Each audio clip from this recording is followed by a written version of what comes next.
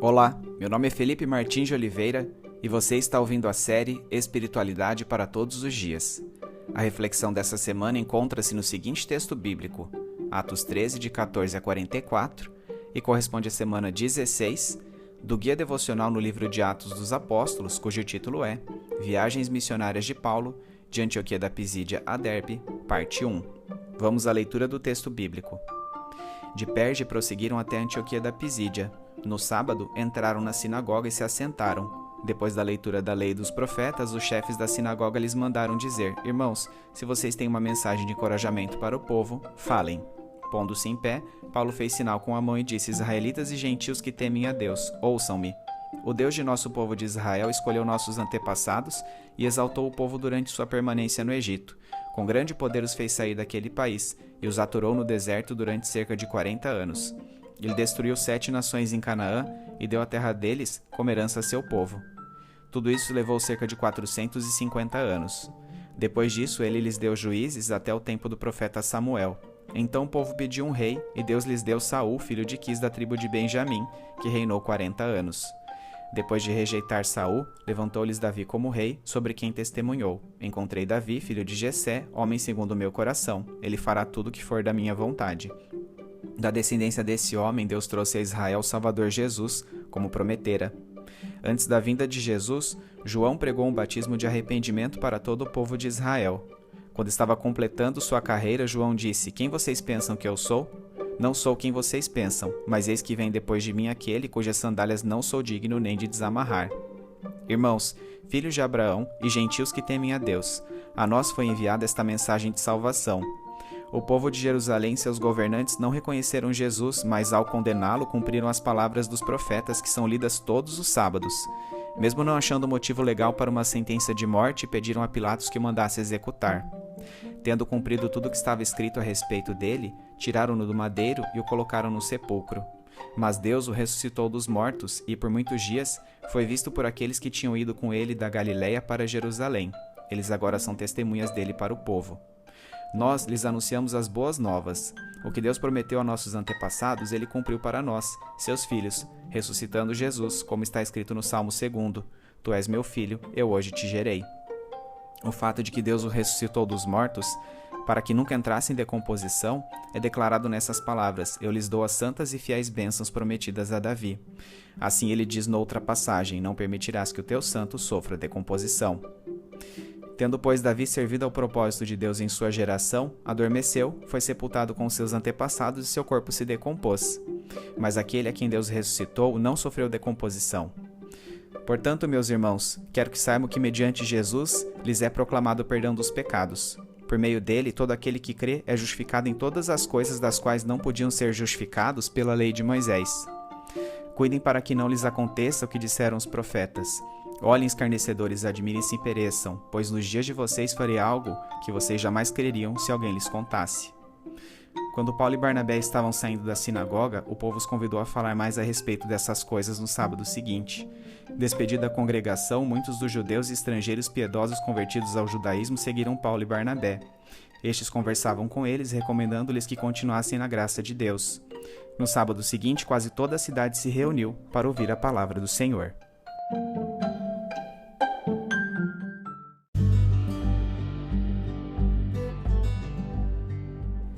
Como vimos na reflexão da semana anterior, em Perge, na Panfilha, João Marcos abandonou a missão, retornando a Jerusalém. Paulo e Barnabé, por sua vez, seguiram viagem por aproximadamente 176 quilômetros até Antioquia da Pisídia, colônia romana e importante ponto de convergência de rotas de comércio e de boas estradas. A Panfilha fazia parte da porção meridional da província da Galácia. Não é mencionado no livro de Atos o ocorrido de que Paulo ali pregou o evangelho em virtude de alguma intercorrência de saúde, mas o próprio apóstolo relata-nos o fato em Gálatas 4:13. O mais provável é que Paulo exibia uma doença física crônica, referida por ele como sendo um espinho na carne, a qual apresentaria descompensações. Uma destas crises pode tê-lo feito mudar um itinerário inicialmente delineado, levando a Antioquia da Pisídia. Como era de praxe nas missões de Paulo, a equipe de pregadores dirigiu-se primeiramente até a sinagoga judaica existente em Antioquia da Pisídia. Era costume que durante as reuniões aos sábados, visitantes, sobretudo rabinos como Paulo, fossem convidados a discursar perante os ouvintes. Paulo proferiu o discurso de Atos 13, 16 a 41 a um público misto de judeus e gentios. Sua pregação apresenta o seguinte conteúdo. Primeiro, Jesus Cristo teve sua vida e ministério prometidos no Antigo Testamento. Ele constituiu o ponto culminante da história do povo judeu, descrita sumariamente aqui em algumas de suas etapas. Segundo, imediatamente antes da obra de Jesus, João Batista propagara uma mensagem de arrependimento de pecados que anunciava a inauguração do governo divino entre os homens. Terceiro, apesar dessas profecias, todavia, os compatriotas de Jerusalém rejeitaram Jesus, crucificando, e por isso o evangelho estava sendo pregado aos judeus da dispersão e também aos gentios. Quarto, a ressurreição de Jesus Cristo, testemunhada por diversas pessoas, representou o cumprimento de várias promessas a seu respeito e abriu a possibilidade da salvação outrora anunciada pelos profetas e por João Batista. E quinto, por isso, tal salvação não ocorre pela lei de Moisés, mas sim pela fé em Jesus Cristo. A este ponto, provavelmente notando uma expressão de estranhamento nos rostos de sua plateia, Paulo acrescentou uma pertinente advertência contida em Atos 13, 40 e 41, a qual configura, na verdade, uma paráfrase de Abacuque 1:5b. Pois nos dias de vocês farei algo em que não creriam se lhes fosse contado. No contexto da profecia original, Deus alerta a nação judaica apóstata a respeito da iminente invasão babilônica. Paulo se apropria deste verso para chamar a atenção de seus ouvintes. A salvação não ocorre pela lei de Moisés, mas pela fé em Jesus Cristo, o Messias ressurreto. Ignorar isso seria continuar na mesma apostasia que vigorou na geração do exílio. É importante que nos aprofundemos nas seguintes facetas de Jesus Cristo apresentadas pelo apóstolo Paulo em seu discurso. Primeira faceta, o Santo de Deus. A ideia aqui remete ao Salmo 16:10. Porque não me abandonarás no sepulcro, nem permitirás que o teu santo sofra decomposição. Embora este salmo tenha sido escrito por Davi, obviamente sabemos que ele faleceu, o que nos faz logicamente inferir que não é ao monarca que a passagem alude, mas simbolicamente ao Messias, Jesus Cristo. Por não ter pecado, Jesus jamais poderia ter sido retido pela sepultura, e dessa maneira, sua ressurreição representou o selo público da aprovação divina para sua conduta perfeita. Segunda faceta, o Rei Eterno. Neste ponto de seu sermão, o apóstolo Paulo parafraseia Isaías 55:3b, que assim diz: Farei uma aliança eterna com vocês, minha fidelidade prometida a Davi. A Davi havia sido asseverada uma dinastia perpétua que culminaria no Messias. Cumprir esta promessa tornou-se possível mediante a ressurreição de Jesus Cristo, que inaugurou o reino divino dentro daqueles que creem. Terceira faceta, Filho de Deus. Neste versículo, o apóstolo Paulo menciona o Salmo 2:7. Proclamarei o decreto do Senhor, tu és meu filho, eu hoje te gerei. Este salmo exprime poeticamente a estabilidade do governo eterno do ungido do Senhor, fazendo para tanto uma alusão ao relacionamento de suzerania e vassalagem do Antigo Oriente. Por meio do contrato, um grande rei suzerano comprometia-se a proteger reis súditos, vassalos, recebendo em troca sua lealdade. Neste tipo de tratativa, o rei maior era muitas vezes designado pai e os governantes menores, filhos. Sendo Jesus o próprio Deus e, portanto, eterno, o atributo de filho não pressupõe gênese, mas submissão enquanto achado em figura humana. Conforme profetizado pelo salmista, Deus, o governante pai, de fato estabelecerá o reino de Jesus Cristo em caráter político quando ele vier ao mundo pela segunda vez, não importando quais sejam as conspirações dos poderes terrenos contra ele. A reação dos ouvintes daquela sinagoga foi positiva no primeiro momento. Eles pediram a Paulo e Barnabé que repetissem a mesma pregação no sábado seguinte, que contaria com a audiência de quase toda aquela cidade.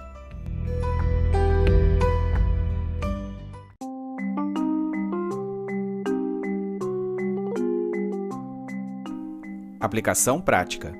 O discurso do apóstolo Paulo na sinagoga de Antioquia da Pisídia pretende demonstrar que Jesus Cristo representa o cumprimento predito de tipos, promessas e profecias de Deus, enunciadas desde os primórdios do povo de Israel.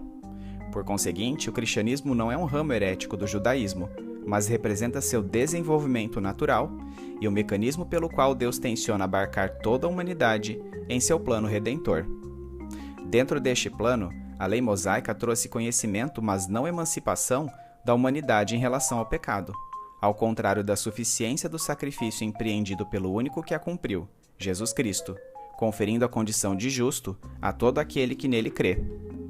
Jesus Cristo ressuscitou porque não teve pecado, provando que a morte realmente é resultado de nossas faltas. Pela fé nele, contudo, somos arrolados como súditos de seu reino, o qual, embora invisível, interior e espiritual, um dia se tornará explícito, geográfico e terreno. Mais do que vassalos de um suzerano, Deus nos torna seus filhos, a exemplo do primeiro homem imortal, Jesus Cristo. A conduta perfeita de Cristo abriu caminho para que também sejamos santos. Já que somos interiormente governados por Deus, façamo-nos sensíveis aos seus mandamentos, vivendo em santificação. Jerry Bridges, em sua obra Pecados Intocáveis, assim discorre sobre este assunto. Santo é alguém que Cristo comprou com seu sangue na cruz e separou para si mesmo como sua propriedade. No sentido bíblico do termo, santidade não tem a ver com realizações nem com perfeição de caráter, mas com o estado de ser, uma condição inteiramente nova de viver, gerada pelo Espírito de Deus. Vocês são santos, então se comportem como santos. Os judeus que ouviam as palavras de Paulo começavam a entender pela primeira vez o verdadeiro significado de sua história nacional. Da mesma forma, compreendemos hoje que as promessas de Deus de alcançar todas as famílias da terra encontram total convergência em Jesus Cristo, renovando nossas esperanças em relação ao seu retorno ao mundo.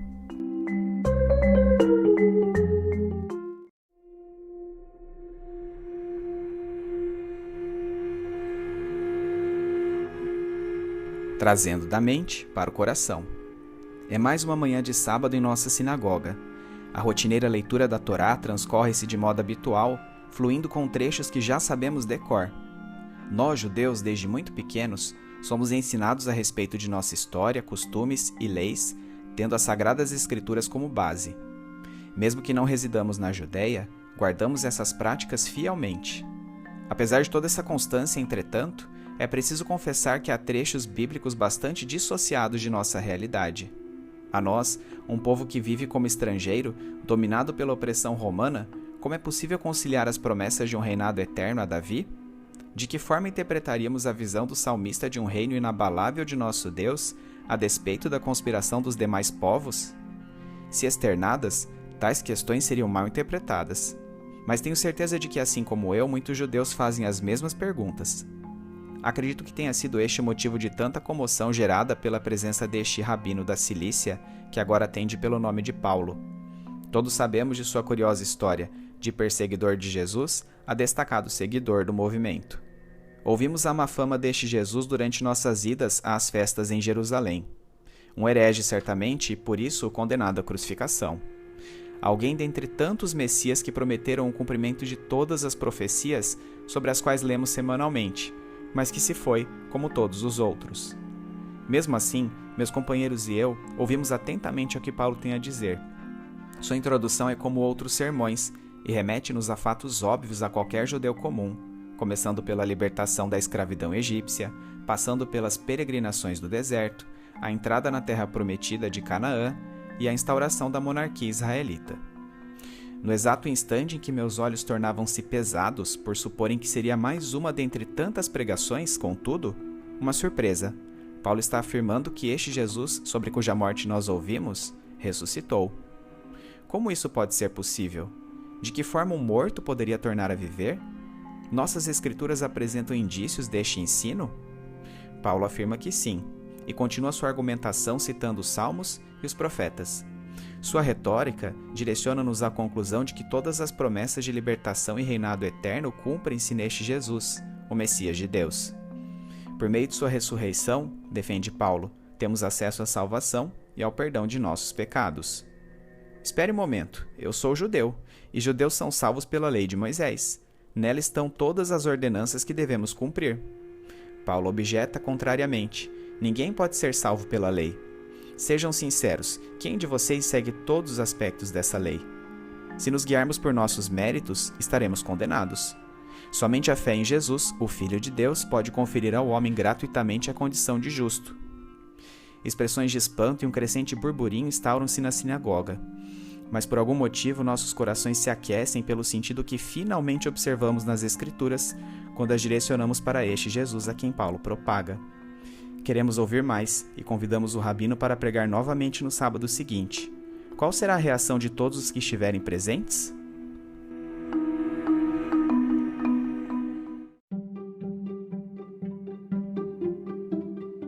Medite mais sobre este texto ao longo da semana. Domingo, leia o texto de Atos 13, de 14 a 44, bem como os comentários sobre ele. Segunda-feira, em que circunstâncias o apóstolo Paulo iniciou sua atividade missionária na região da Galácia, em que estava incluída a Panfilha, província que abrigava a cidade de Antioquia da Pisídia? Terça-feira, resume em 5 pontos o conteúdo do discurso proferido pelo apóstolo Paulo à sinagoga de Antioquia da Pisídia, em Atos 13, de 16 a 41. Quarta-feira, neste mesmo discurso, quais são os 3 atributos que cumprem as profecias do Antigo Testamento e remetem à ressurreição de Jesus Cristo? Quinta-feira, quais as conclusões para nós, os que cremos, advindas das 3 características mencionadas na pergunta anterior? Sexta-feira, vocês são santos, então se comportem como santos.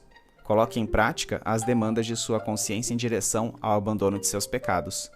Obviamente não temos a ilusão de sermos perfeitos nessa existência, pois embora já iniciado por meio de Jesus, o governo de Deus ainda não foi cabalmente concretizado e somente o será por ocasião de sua segunda vinda. No entanto, há uma responsabilidade dependente do Espírito Santo de Deus que cada cristão é comissionado a exercer, visando a seriedade na abordagem do pecado desde sua intenção, o que repercute diretamente em sua não reincidência. Em outras palavras, você certamente não parará de pecar até que Jesus venha e complete sua obra em você, mas isso não é desculpa para continuar cometendo os mesmos erros de sempre. Assim, viva de maneira coerente com aquilo que Deus já está fazendo em você, por meio do Espírito Santo. Sábado, quais as implicações práticas do texto de Atos 13, de 14 a 44, para a sua vida?